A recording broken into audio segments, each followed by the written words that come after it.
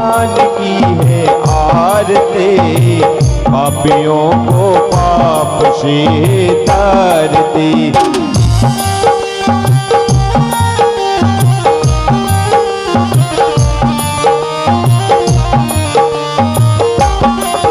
ये अमर ग्रंथ, ये मुक्ति पंथ, ये पंचम वेद निराला, नभ ज्योति जगाने वाला, नभ ज्योति जगाने वाला। हरि नाम यही, हरि धाम यही, हरि नाम यही, हरि धाम यही, जग के मंगल की आरती, पापियों को पाप से तारती। श्री भागवत भगवान की है आरती, पापियों को पाप से तारती।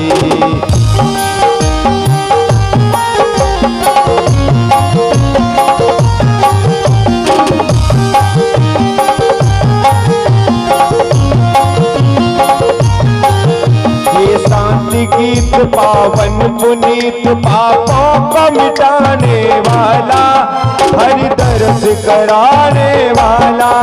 ये शांति गीत पावन पुनीत, पापों को मिटाने वाला, हरि दर्श कराने वाला।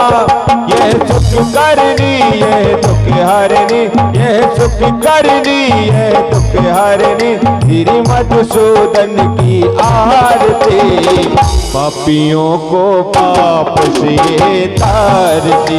श्री भागवत भगवान की है आरती, पापियों को पाप से तारती।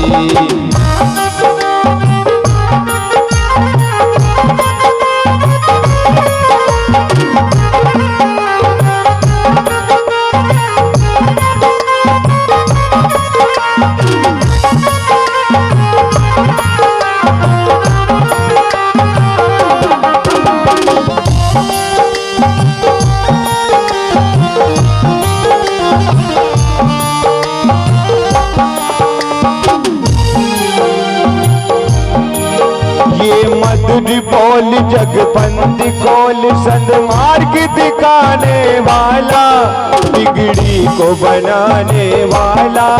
ये मधुर बोल जगपंथ खोल, सन्मार्ग दिखाने वाला, बिगड़ी को बनाने वाला।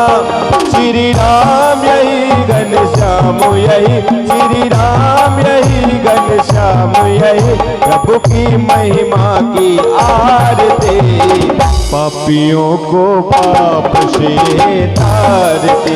श्री भागवत भगवान की है आरती, पापियों को पाप से तारती।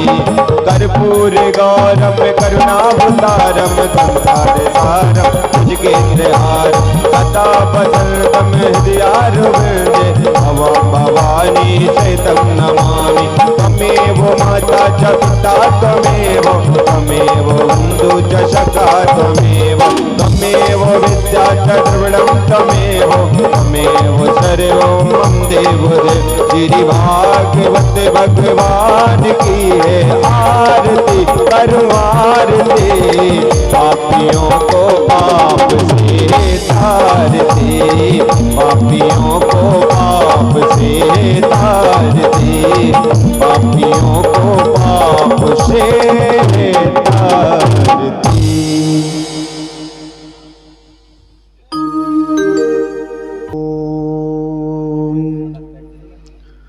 कस्तूरी तिलकम ललाट पटले, वक्षस्थले कौस्तुभम, नासाग्रे वरमौक्तिकङ्करतले, वेणुः करे कङ्कणम्। शर्वाङ्गे हरिचन्दनं सुललितं, कण्ठेश्च मुक्तावली, गोपास्त्री परवेष्टितो विजयते, गोपाल चूड़ामणि। फुल्लेन्द्रिवरकान्तिबिन्दुवदनं वरहाव्रतं साप्रियं श्रीवत्साङ्गमुदारकौस्तुभद्रं पीताम्बरं सुन्दरम्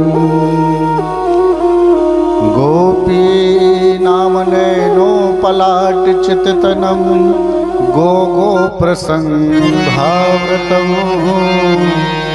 गोविन्दमकलवेणुवादनपरं दिव्याङ्गभूषं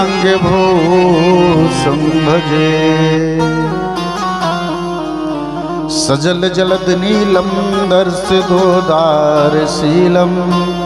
कर्तर्दीप्तशैलं वेणुवादेनशालं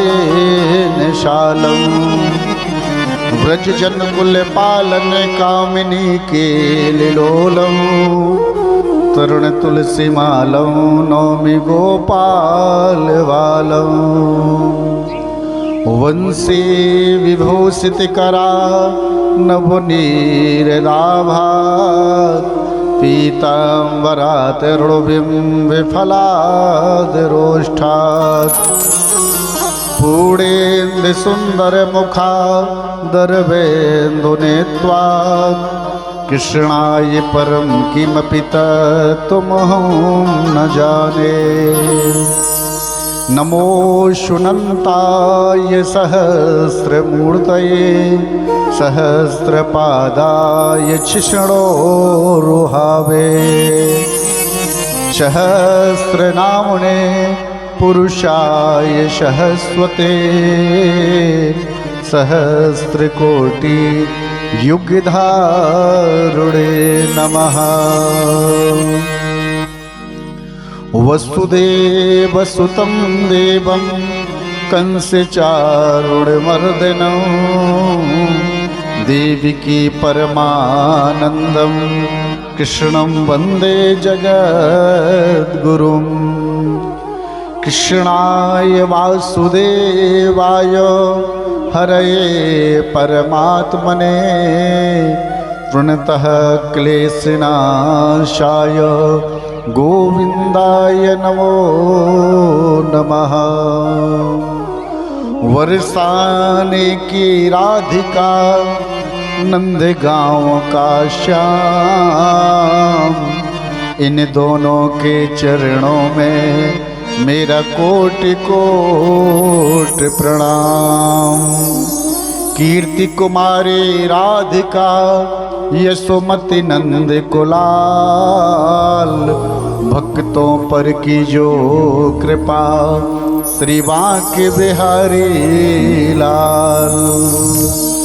अपने अपने घरन की सबका हो को पीर तुम्हें पीर हर घरन की धन्य धन्य रघुवीर।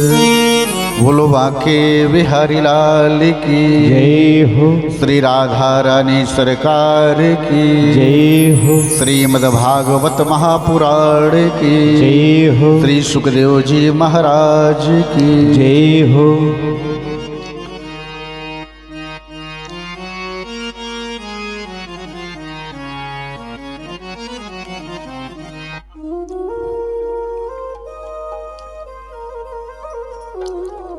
परम मंगलमय परात्पर अखिलेश्वर अकारण करुणा वरुणालय भक्त वांछित कल्पतरु तडिंदित विनिंदित श्री पीताम्बर धारी बालकृष्ण लाल की वांगमयी प्रतिमूर्ति श्रीमद्भागवत महापुराण एवं आदरणीय भक्ति शक्ति स्वरूपा मेरी माता बहनों एवं प्यारे भाइयों, अपने मुखारविंद को पवित्र करने के लिए 2 मिनट राधा नाम संकीर्तन सभी लोग गुनगुनाएंगे।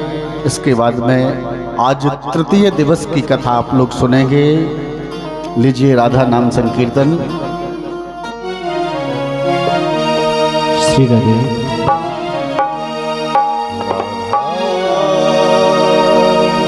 राधा श्री राधा राधा राधा राधा राधा राधा राधा राधा श्री राधा राधा राधा राधा राधा श्री राधा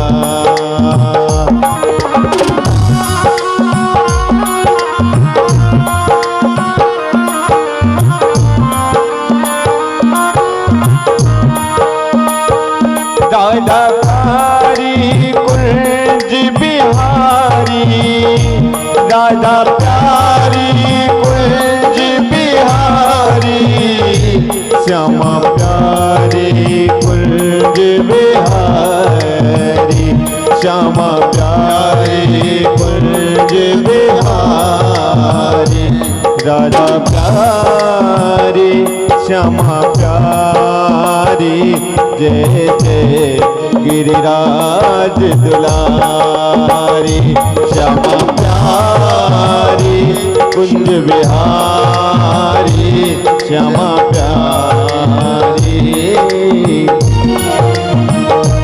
श्यामा प्यारी कुंज बिहारी श्यामा प्यारी कुंज बिहारी श्यामा प्यारी कुंज बिहारी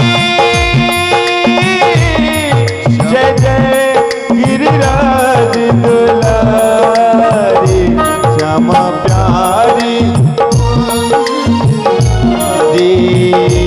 जय जय हरिदास दुलारी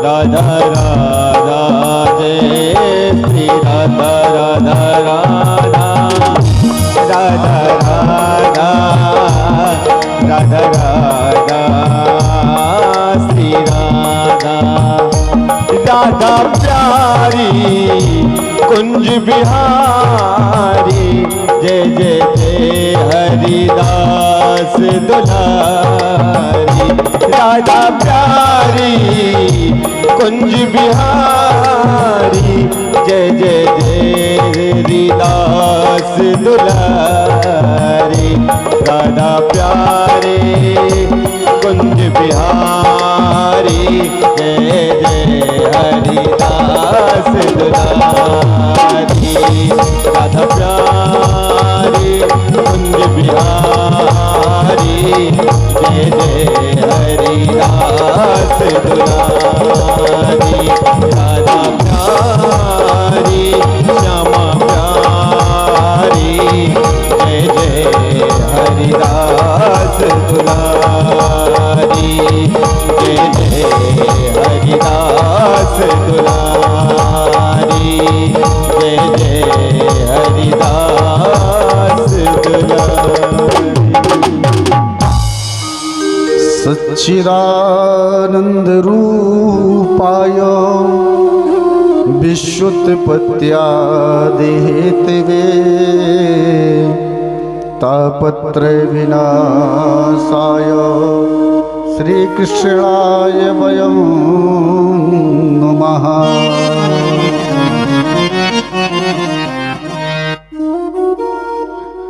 कल आप लोग कथा सुन रहे थे, महाराज परीक्षित जी के जन्म की कथा आपने सुनी।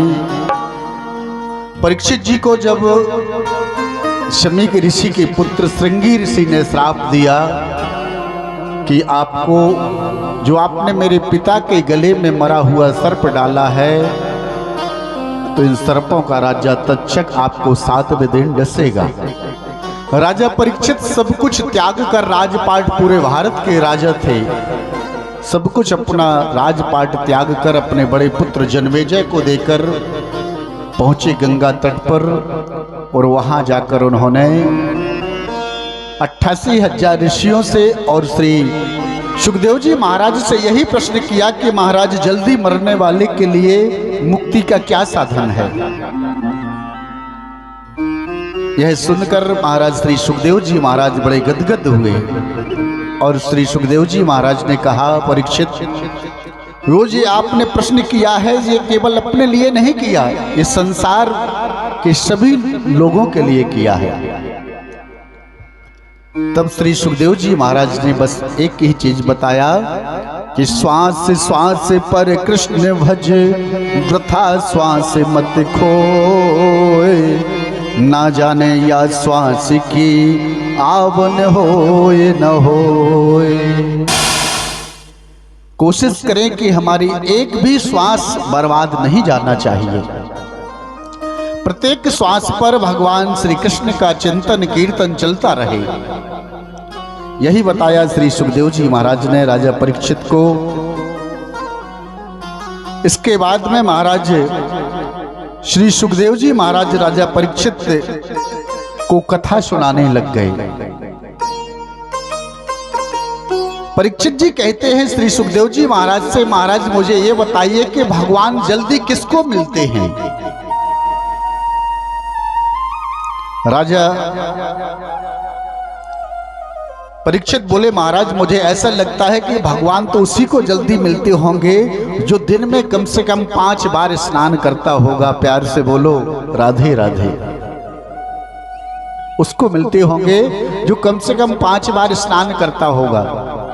यदि 5 बार नहाने से भगवान मिलते तो जिन कोल भीलों को भगवान श्री राम ने वन से आकर गले लगाया था, वो कोल भील तो 4 महीने ठंडी के नहाते ही नहीं थे। प्यार से बोलो राधे राधे। ऐसा कुछ नहीं है। परीक्षित जी कहते हैं, तो महाराज भगवान ये नहीं देखते कि आपने कितनी बार स्नान किया है। तो परीक्षित जी बोले, उम्र देखते होंगे कि आपकी क्या उम्र है। सुखदेव जी महाराज बोले, उम्र भी नहीं देखते हैं। यदि उम्र देखते होते तो 5 वर्ष के ध्रुव जी को भगवान कैसे मिल जाते। परीक्षित जी बोले, फिर क्या देखते हैं। पढ़ाई लिखाई, आपकी डिग्रियां देखते होंगे भगवान कि आपकी पढ़ाई लिखाई क्या है, डिग्रियां कितनी हैं। सुखदेव जी बोले, ये भी नहीं देखते हैं। का विद्या गजेंद्र से, जिस गजेंद्र को भगवान ने ग्राह से बचाया, और वो गजेंद्र क्या पढ़ा लिखा था? नहीं। जिसने गोवस कहा, बिंद नहीं कह पाया और गोविंद आ गए और गजेंद्र को ग्राह से उन्होंने बचा लिया। फिर क्या देखते हैं भगवान। परीक्षित ने कहा, तो ये देखते होंगे कि आप किस बिरादरी के हैं। ब्राह्मण हैं कि ठाकुर हैं कि बानिया हैं कि यादव हैं, कौन सी बिरादरी है आपकी, ये देखते होंगे। महाराज जी ऊंची जाति देखते होंगे भगवान। फिर सुखदेव जी महाराज कहते हैं राजा परीक्षित से, राजन भगवान ये भी नहीं देखते हैं। का जाति विदुरस यादव पते, जो विदुर जी थे वो यादव थे और एक दासी के पुत्र थे, उनको भगवान मिले। विदुर जी के घर में जाकर स्वयं हमारे कन्हैया ने भोजन किया। परीक्षित बोले, कैसे भगवान, मुझे विस्तार से बताइए। आदरणीय श्री सुखदेव जी ने परीक्षित से कहा, राजन पांडवों के साथ में जब कौरव अन्याय कर रहे थे, लाक्षागृह में उनको जलाने का षड्यंत्र किया कौरवों ने, तब महाराज विदुर जी जो थे कौरवों के यहां मंत्री पद का काम करते थे। विदुर जी गए धृतराष्ट्र जी के पास, कौरवों के पिता धृतराष्ट्र जी के पास। धृतराष्ट्र जी से कहने लगे, विदुर जी महाराज, मैं एक मंत्री होने के नाते नहीं, एक नागरिक होने के नाते नहीं, आपसे एक नागरिक होने के नाते आपसे निवेदन करना चाहता हूं महाराज कि अन्याय की बेल पर कभी अमृत का फल नहीं होता है। प्यार से बोलो राधे राधे। ये जो तुम्हारे पुत्र हैं ना, ये पांडवों के साथ अन्याय कर रहे हैं, इसे आप रोकिए। पांडव कमजोर नहीं है। विदुर जी ऐसा कह रहे हैं धृतराष्ट्र जी से, पांडव कमजोर नहीं है, वो केवल तुम्हारा आदर करते हैं, इसलिए वो कुछ नहीं बोलते हैं। और हमारा शास्त्र कहता है कि एक नगर को नष्ट करने से यदि पूरा देश सुरक्षित हो जाए तो उस नगर को नष्ट कर देना चाहिए। यदि घर में एक व्यक्ति खराब है, उससे पूरे घर का माहौल गंदा है, तो उस व्यक्ति को अलग कर दीजिए। विदुर जी ने यही कहा धृतराष्ट्र जी से कि महाराज आपके घर में जो दुर्योधन है वो दुर्योधन नहीं, एक सुयोधन पैदा हुआ है, आप उसे अलग कर दीजिए। महाराज ये सब बातें कह रहे थे विदुर जी धृतराष्ट्र जी से, इतने में दुर्योधन आ गया और दुर्योधन ने ये सारी बातें विदुर जी की सुन ली। तुरंत आकर दुर्योधन विदुर जी से बोले, क्यों रे दासी के पुत्र, मेरा ही नमक खाता है और मेरे खिलाफ ही मेरे पिता को भड़का रहा है, जा निकल जा यहां से। तुरंत दुर्योधन ने विदुर जी को घर से निकाल दिया और तुरंत विदुर जी ने भी मंत्री पद का त्याग कर दिया। मंत्री पद का त्याग करके विदुर जी तुरंत वहां से चले आए। महाराज विदुर जी ने बहुत प्रार्थना की दुर्योधन से भी कि महाराज मैं ऐसा कुछ नहीं कर रहा था, आपके पिता को भड़का नहीं रहा था, मैं सही सही बोल रहा था। लेकिन दुर्योधन ने एक भी बात नहीं मानी विदुर जी की और विदुर जी को धक्का देकर अपने यहां से भगा दिया। विदुर जी भी मंत्री पद का त्याग देकर चले गए, अपनी विदुरानी के पास पहुंचे और विदुरानी से बताया कि देवी आज ऐसा ऐसा हुआ। तुरंत विदुर जी और विदुरानी परमात्मा के चरणों में जिनकी अनन्य भक्ति है विदुर जी की, अपनी पत्नी को लेकर विदुर जी वन में चले गए। कदली के वन में, महाराज कदली का वन है, केले का वन, वहीं पर विदुर जी ने पर्णकुटी बनाई और पत्नी के साथ उस पर्णकुटी में वास करने लग गए और ओम नमो भगवते वासुदेवाय का जप करने लग गए विदुर जी। 12 वर्षों तक जिन्होंने कदली के वन में वास किया और अपने हाथों से उन वृक्षों को, केले के वृक्षों को सींचते थे और उनमें जो फल होते थे वही खाते थे विदुर जी और विदुरानी। 12 वर्ष बीत गए। ऐसा होते होते महाराज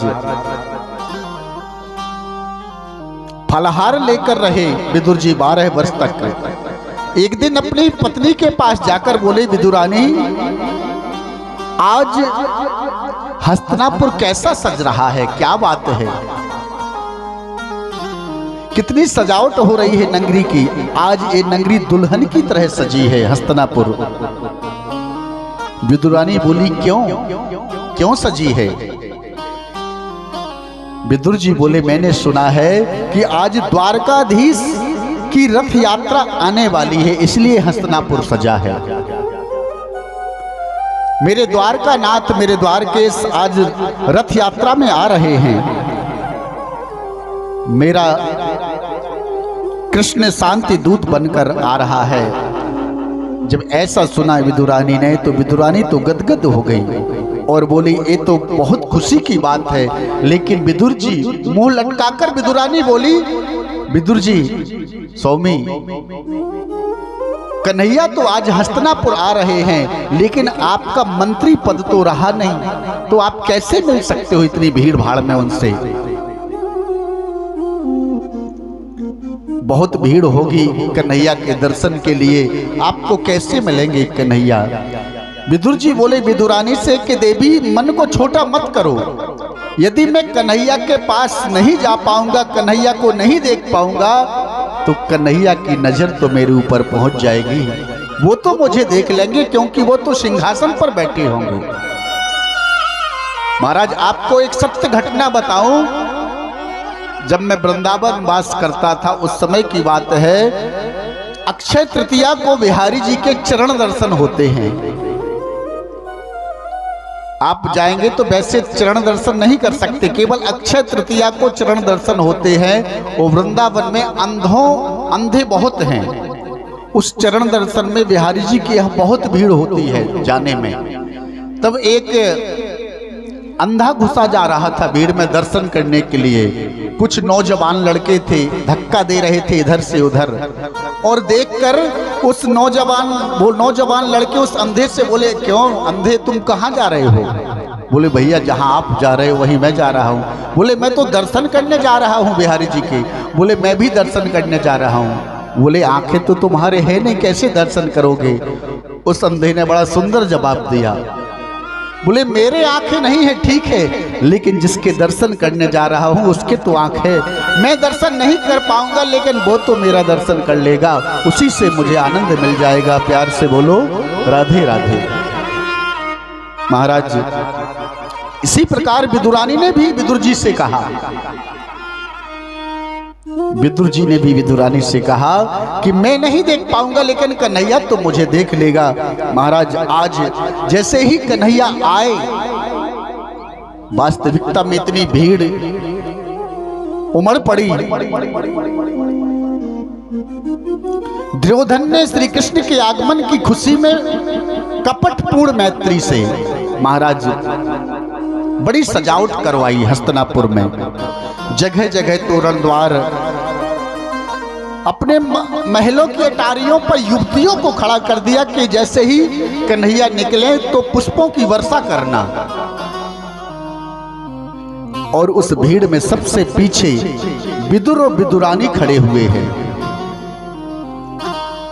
महाराज दीवार से सिर लगाए हुए विदुर और विदुरानी खड़े हुए हैं।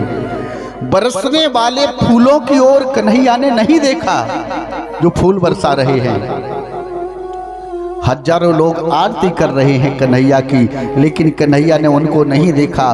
भगवान तो अपने रथ में बैठे बैठे चारों ओर देख रहे हैं कि मेरा विदुर कहाँ है। जैसे ही श्री सुखदेव जी महाराज राजा परीक्षित से कहते हैं, जैसे ही कन्हैया की नजर विदुर जी पर पहुंची तो महाराज दोनों की आंखें मिल गई। 4 मिले 64 खिले 20 रहे कर जोर, और हरिजन से हरिजन मिले नाचे 7 करोड़। महाराज आंखें मिली रह गई, पता ही नहीं कन्हैया का रथ चल रहा है किधर और वो देख रहे हैं किधर। महाराज जब विदुर जी से आंखें मिली तो विदुर जी के मन का मयूर नाचने लगा। मन रूपी मयूर हृदय रूपी समुद्र में आनंद रूपी हिलोरें उठने लगी विदुर जी के। तो अपनी पत्नी से बोले, देखो गोविंद मुझे देख रहा है। तुरंत विदुर जी ने अपनी पत्नी से विदुरानी से कहा, देवी जाओ घर जाकर गाय के गोबर का चौका लगाओ, कदली के खंभे सजाओ, और महाराज सुंदर चटाई बिछाना मैं जरा देख कर आता हूं कि कन्हैया पांडवों के भाग्य का क्या फैसला करते हैं। महाराज भगवान ने विदुर को देखा और देखते देखते इशारा कर दिया कि तुम्हारे घर जरूर आऊंगा। प्यार से बोलो राधे राधे। दुर्योधन देख रहा है हम तो इनका स्वागत करने में लगे हुए हैं कन्हैया का, और इनकी नजर जाने कहाँ है। एक बहुत बड़ा मंच बना हुआ है महाराज। उस मंच पर सैकड़ों सिंहासन लगे हैं स्वर्ण के। उन्हीं सिंहासन में एक सुंदर मणिमय सिंहासन जो है वो भगवान श्री कृष्ण का है। श्री कृष्ण उसमें विराजमान हैं, द्वारकाधीश। महाराज दुर्योधन ने मेरे गोविंद का स्वागत किया। आओ कृष्ण, आपके पदार्पण से हम कृतार्थ हुए। दुर्योधन ने कहा, आप आए मेरा बहुत बड़ा भाग्य है, लेकिन ये बताइए कन्हैया कि आपका आगमन किस कारण से हुआ है। दुर्योधन बोला, हम जान नहीं पाए आप किस कारण से पधारे हैं। भगवान ने दुर्योधन से कहा, दुर्योधन मैं तुम्हें दुर्योधन नहीं कहता, मैं तुम्हें सुयोधन कह रहा हूं। दुर्योधन मैं इसलिए आया हूं, मैं केवल एक बात आपसे पूछना चाहता हूं कि जो पांडव हैं वो तुम्हारे भाई हैं, ताऊ के लड़के हैं, आधे राज्य के अधिकारी हैं, वो आधे राज्य के अधिकारी हैं, लेकिन मैं ये नहीं बोलता तुमसे कि तुम आधा राज्य उनको दे दो। मैं तो केवल ये कहता हूं दुर्योधन कि 5 गांव, 5 भाई हैं वो, तो 5 गांव उनको दे दो। कन्हैया ने कहा, महाराज जब कन्हैया ने ऐसा कहा कि दुर्योधन आप 5 गांव केवल पांडवों को दे दो, महाराज दुर्योधन तो तुरंत तड़क कर खड़ा हो गया। भीष्म पितामह, द्रोणाचार्य, कृपाचार्य, धृतराष्ट्र सभी बैठे हैं और तुरंत खड़ा हो गया और तुरंत क्या बोला दुर्योधन, सूच्यम गिरे नैव दास्यामि बिना युद्धेन केशवः। हे केशव, मैं सुई के नोक के बराबर भी भूमि पांडवों को नहीं दूंगा। यदि उनको चाहिए तो वो आकर पहले युद्ध करें और युद्ध में हमसे जीत लें, तब मैं दूंगा। कन्हैया ने समझाया, अरे दुर्योधन अभी तुमने युद्ध की विभीषिका को नहीं देखा है। युद्ध कैसा होता है मालूम? लाखों बच्चे अनाथ हो जाते हैं दुर्योधन, लाखों नारियां विधवा हो जाती हैं, खून की नदियां बहने लगती हैं दुर्योधन।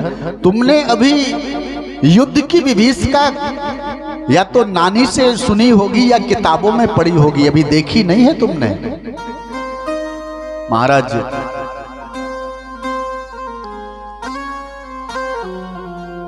तुरंत इतने में धृतराष्ट्र जी आ गए। वो धृतराष्ट्र जी ने तुरंत दुर्योधन का हाथ दबा दिया कि अरे अपने यहाँ आए हैं, ये तुम क्या बोल रहे हो, क्या बोले जा रहे हो कन्हैया से।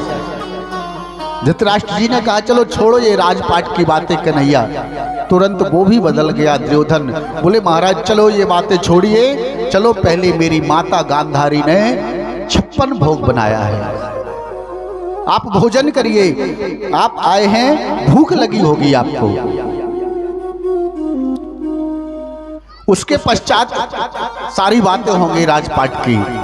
महाराज धृतराष्ट्र जी ने भगवान से प्रार्थना की, कन्हैया क्षमा करना जी, बचपन से ही उद्दंड है, आपसे ना जाने क्या क्या बोल दिया इसने।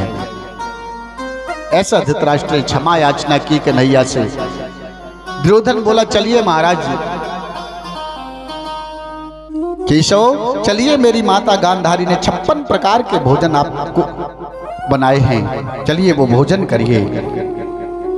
महाराज मेरे गोविंद ने मुस्कुराकर कहा, देखो दुर्योधन भोजन 2 परिस्थिति में किए जाते हैं। कौन सी परिस्थिति? या तो भोजन करने वाले के पेट में भूख हो तो भोजन कर लेगा वो, या भोजन कराने वाले के अंदर इतनी श्रद्धा हो तो महाराज भोजन करके आए हैं लेकिन आपकी जब श्रद्धा होती है, इतना भाव होता है तो अपने आप भोजन के बाद भी 2 रोटी खा लेता है व्यक्ति। प्यार से बोलो राधे राधे। ना तो मेरे पेट में भूख है, ना तुम्हारे खिलाने में श्रद्धा है, भाव है, इसलिए मुझे भोजन नहीं करना है। और सुनो महाराज दुर्योधन, आज तो मेरा निमंत्रण श्रीमान विदुर जी के घर में है। दुर्योधन बोला विदुर जी के घर में? हंसने लग गया दुर्योधन, विदुर जी क्या खिलाएंगे आपको? महाराज स्वयं का ठिकाना नहीं, आपको क्या खिलाएंगे? कन्हैया बोले इसकी परवाह नहीं है मुझे, जिसने निमंत्रण किया है वो अपने आप व्यवस्था बनाएगा, इससे मुझे क्या लेना देना। दुर्योधन बोला ये तो बताइए महाराज के विदुर ने आपको कब निमंत्रण दे दिया? अभी तो आप सीधे चले आ रहे हैं और सीधे आके सिंहासन पर विराजमान हैं। कन्हैया बोले सुनो दुर्योधन, विदुर जी ने निमंत्रण मेरे द्वार का भेजा था और कहा था कि जब भी हस्तिनापुर आना तो पहला भोजन हमारे घर में करना। ठीक है महाराज,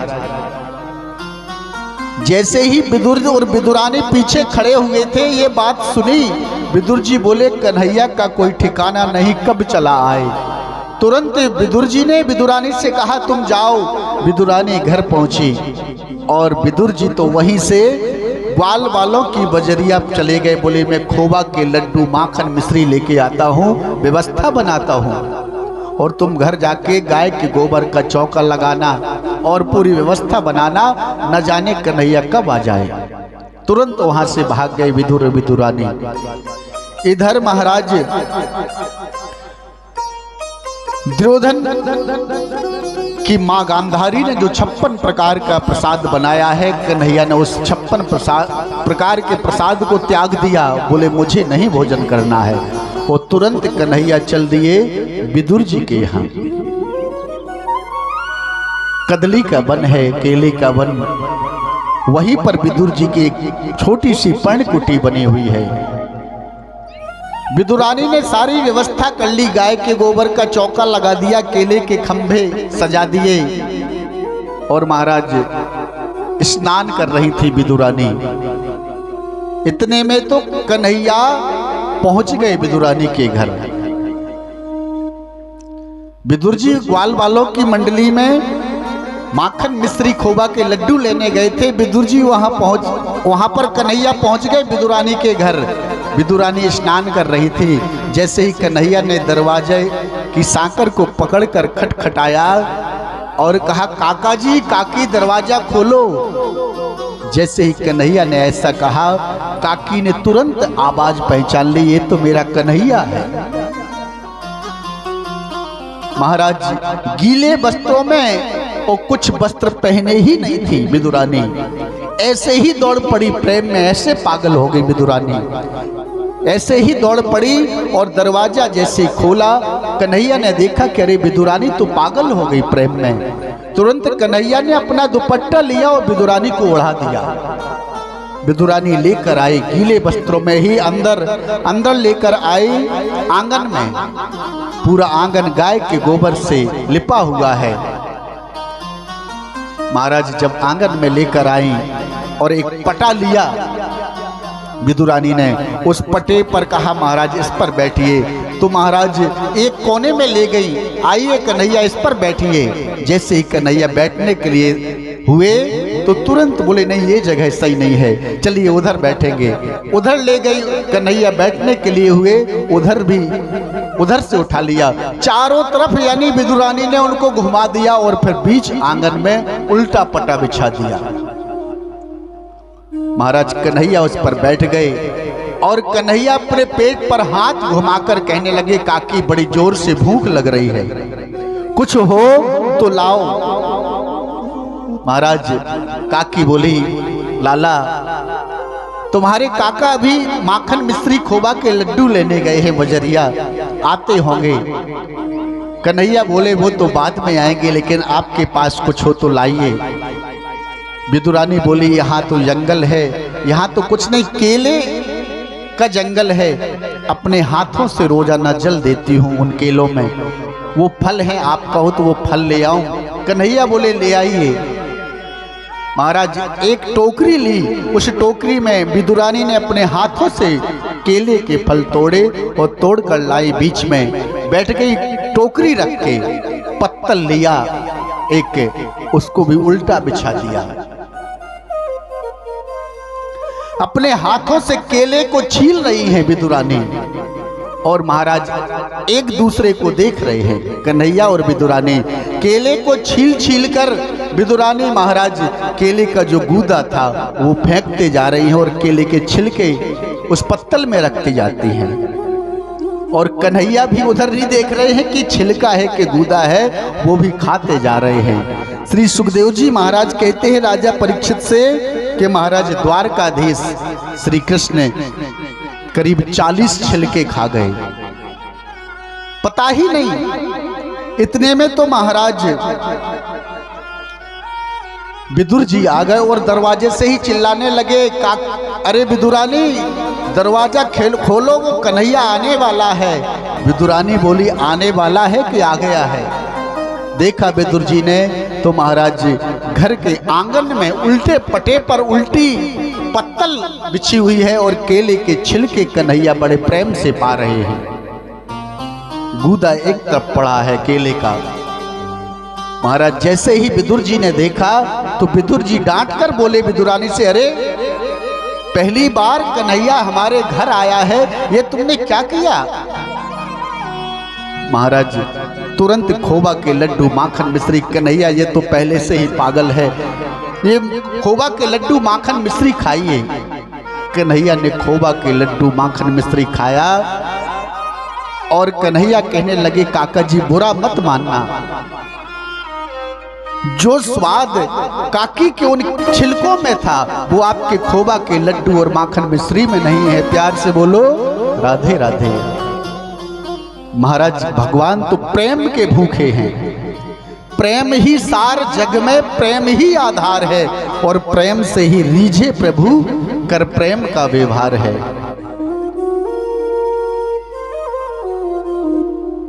कन्हैया तो भाव के भूखे हैं, आपके अंदर कैसा भाव है?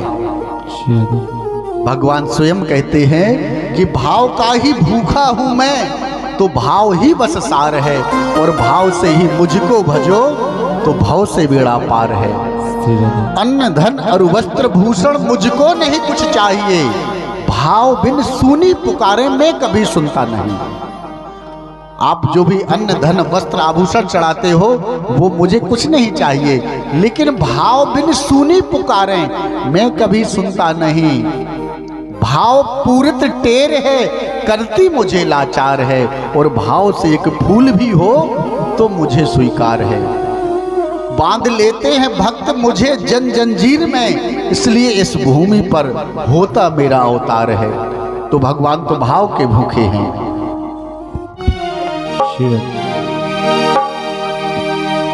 सबसे ऊंची प्रेम सगाई, सबसे ऊंची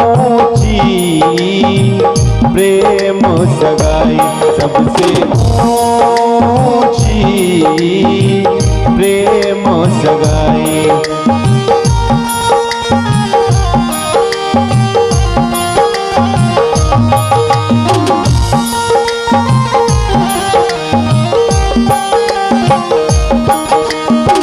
दुर्योधन के मेवा त्यागे, दुर्योधन के मेवा त्यागे, साग पितुरी घर खाई, सबसे ऊंची प्रेम सगाई, सबसे ऊंची प्रेम सगाई।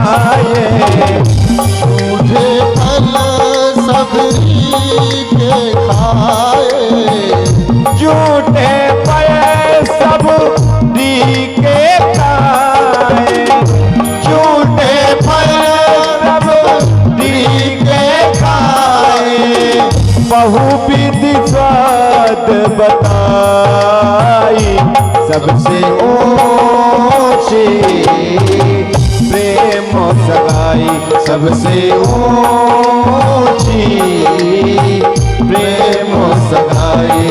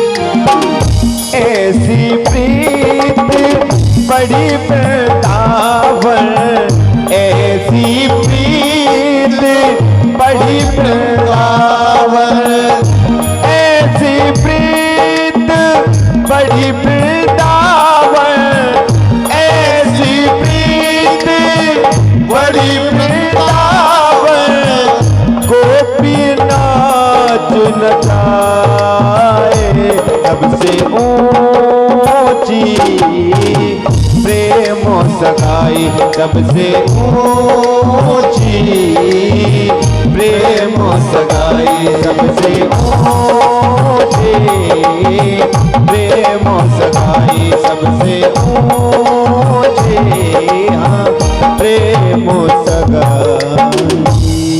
महाराज भगवान तो प्रेम के भूखे हैं, आपका प्रेम कैसा है?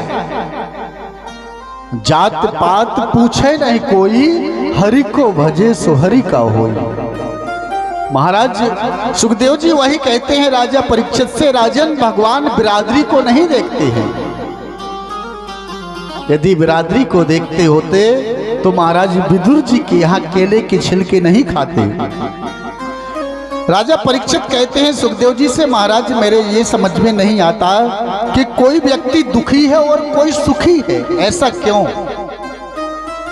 महाराज सुखदेव जी कहते हैं परीक्षित से, राजन को न काऊ सुख दुख कर दाता, निज कृत कर्म भोगे सब भ्राता। भगवान कहते हैं कि ना तो मैं किसी को सुख देता हूँ, ना ही मैं किसी को दुख देता हूँ। अपने प्रारब्ध के अनुसार आदमी को सुख और दुख मिलता है। जैसा हम करेंगे वैसा, आज का किया हुआ कर्म ही हमारा कल का भाग्य होता है। जो हमने किया है, बोया पेड़ बबूल का तो आम कहाँ से होए?